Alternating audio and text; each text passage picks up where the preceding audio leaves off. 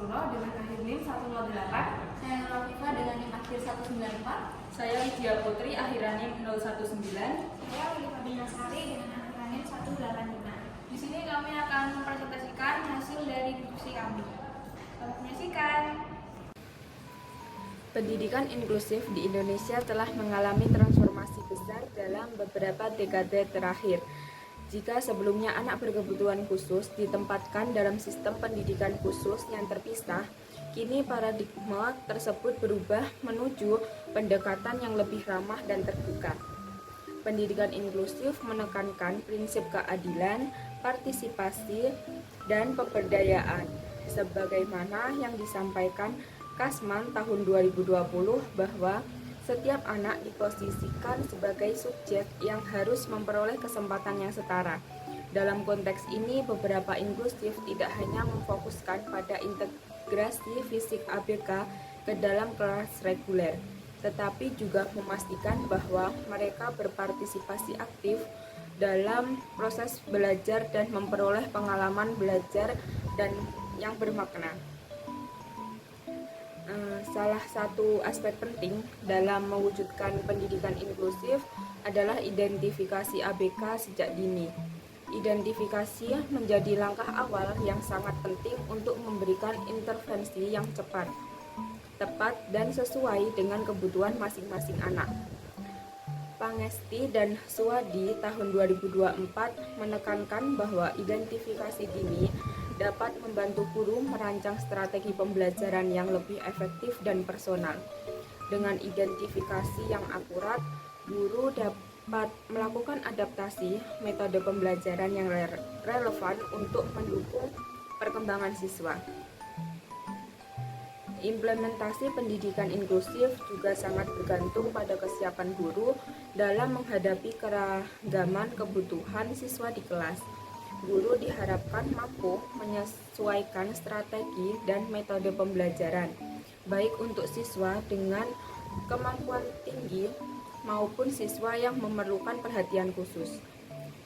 Kolaborasi antara guru reguler dan guru pendamping juga menjadi faktor kunci keberhasilan menjadi pendidikan inklusif.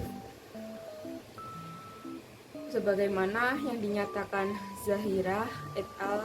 Tahun 2025 bahwa kompetensi dan kesiapan guru sangat menekankan efektivitas layanan inklusif. Penelitian ini difokuskan untuk menggali bagaimana proses identifikasi ABK dan penerapan pendidikan inklusif dilakukan di dua sekolah dengan karakteristik yang berbeda, yaitu SLB Harapan Pelangi dan SDN Karangsemanding 3. SLB Harapan Pelangi merupakan sekolah khusus yang menangani berbagai jenis kebutuhan khusus seperti tunanetra, tunagrahita, dan gangguan pendengaran, dengan layanan yang sangat terstruktur dan intensif.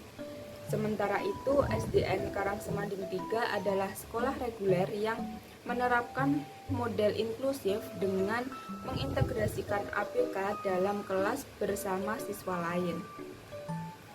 Melalui perbandingan dua sekolah ini, penelitian berupaya menggambarkan perbedaan dan persamaan dalam proses identifikasi ABK, pengelolaan kelas, strategi pembelajaran, serta fasilitas dan dukungan yang tersedia. Faktor-faktor pendukung lain seperti kompetensi guru, ketersediaan sarana, dan kebijakan sekolah juga diperhatikan untuk melihat bagaimana keseluruhan sistem bekerja dalam menerapkan pendidikan inklusif. Hasil analisis ini diharapkan mampu memberikan rekomendasi yang lebih komprehensif bagi peningkatan kualitas pendidikan inklusif di masa mendatang, terutama dalam memastikan bahwa semua anak, termasuk ABK, mendapatkan hak pendidikan yang layak dan sesuai kebutuhan mereka. Yang berikutnya adalah metode penelitian. Penelitian ini menggunakan metode deskriptif kualitatif, yang dimana pengumpulan datanya ini dikumpulkan melalui observasi, wawancara singkat, dokumentasi, dan penggunaan alat identifikasi anak berkebutuhan khusus.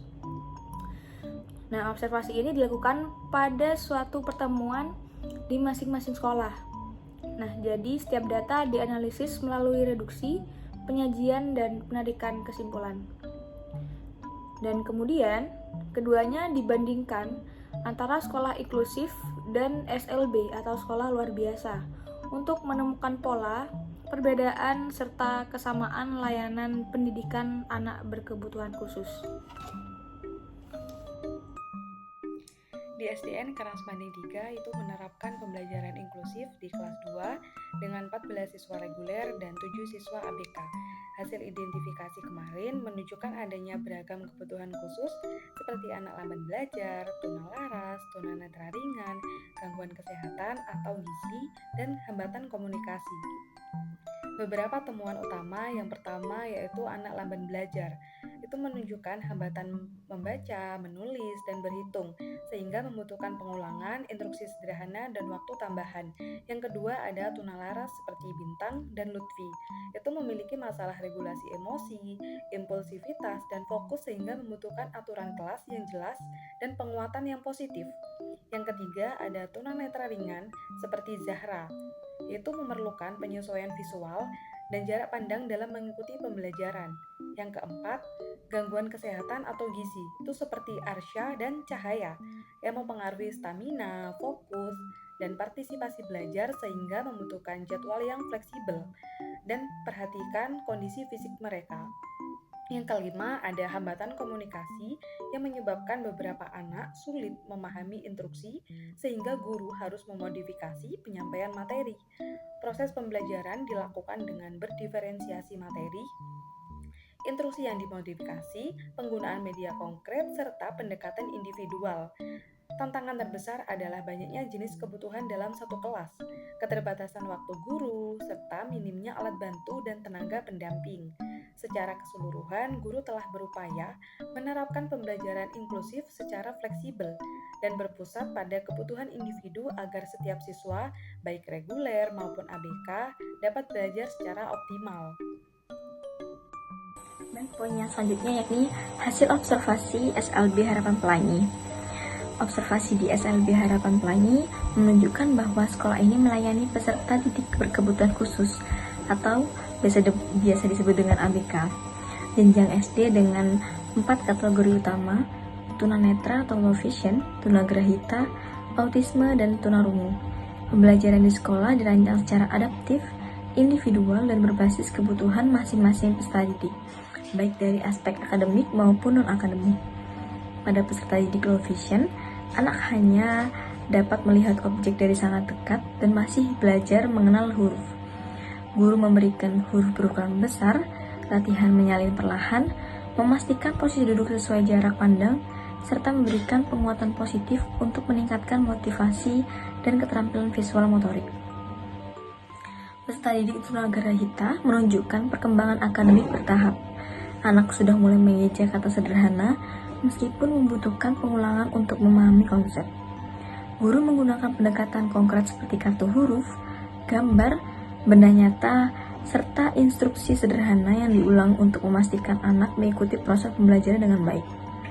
Pada peserta didik autisme, ditemukan hambatan komunikasi verbal dan pola perilaku repetitif. Anak membutuhkan struktur pembelajaran yang sangat jelas, rutinitas tetap, serta instruksi yang lembut.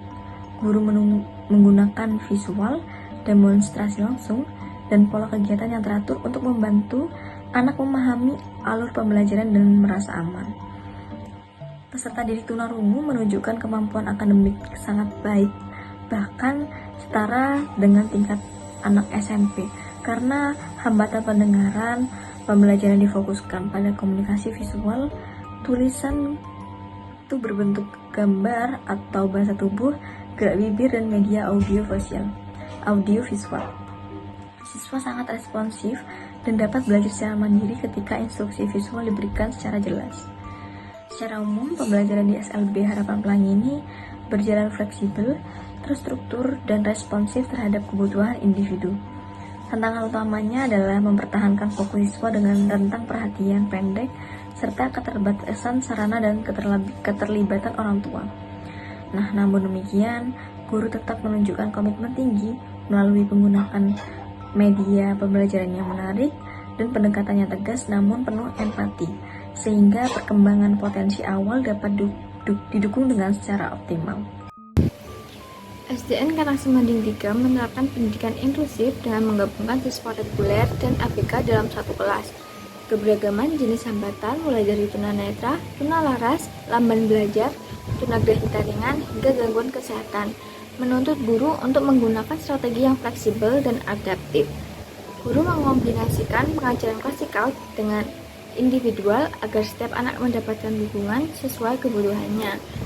Siswa ABK yang memerlukan waktu lebih lama atau media bantu mendapat pendampingan lebih intensif tanpa mengabaikan kebutuhan siswa reguler lainnya. Untuk mengakomodasi perbedaan kemampuan, guru melakukan modifikasi instruksi dan menggunakan media konkret, visual, serta pendampingan khusus. Media seperti kartu huruf, gambar, dan objek nyata sangat membantu siswa dengan kesulitan membaca atau menulis. Sementara itu, bagi siswa dengan gangguan perilaku, guru menerapkan penguatan positif, aturan yang konsisten, serta instruksi yang jelas untuk membantu mereka mengelola emosi dan fokus dalam pembelajaran. Pendekatan diferensiasi dan fleksibilitas menjadi kunci keberhasilan kelas inklusi di sekolah tersebut. Perbedaan dengan sekolah reguler inklusi, SLB Harapan Pelangi menerapkan pendekatan yang lebih terstruktur karena siswa dikelompokkan berdasarkan jenis hambatan seperti tunanetra, tunagrahita, autisme, dan tunarungu. Kelas yang lebih kecil memungkinkan guru memberi perhatian lebih intensif dan pendampingan yang sangat personal. Guru menggunakan metode yang sangat terarah, pengulangan, serta media khusus seperti braille, materi visual, dan benda konkret untuk menyesuaikan kebutuhan masing-masing siswa. Namun, SLB masih menghadapi keterbatasan sarana dan media pembelajaran yang dapat menghambat optimalisasi layanan. Selain itu, keterlibatan orang tua belum maksimal, sehingga kesinambungan pembelajaran antara rumah dan sekolah belum berjalan baik. Meski begitu, SLB Harapan Pelangi tetap memberikan lingkungan belajar yang lebih fokus, terkontrol, dan sesuai dengan kebutuhan spesifik anak-anak dengan hambatan sedang hingga berat. Secara keseluruhan, pelaksanaan pendidikan inklusi di SDN Karangsemanding 3 dan SLB Harapan Pelangi menunjukkan perbedaan pendekatan yang sesuai dengan karakteristik masing-masing sekolah. SDN Karangsemanding 3 mengutamakan pembelajaran mengintegrasikan ABK dengan siswa reguler dalam satu kelas yang besar, di mana tantangan terbesar terletak pada keberagaman kebutuhan ABK yang membutuhkan strategi yang fleksibel dan berdiferensiasi pembelajaran. Di sisi lain, SLB Harapan Pelangi menerapkan layanan yang lebih terstruktur dan individual karena setiap siswa dikelompokkan berdasarkan jenis kehambatannya, meskipun menghadapi keterbatasan fasilitas dan rendahnya keterlibatan orang tua. Dan video presentasi dari kami, kurang lebihnya kami mohon maaf. Wassalamualaikum warahmatullahi wabarakatuh.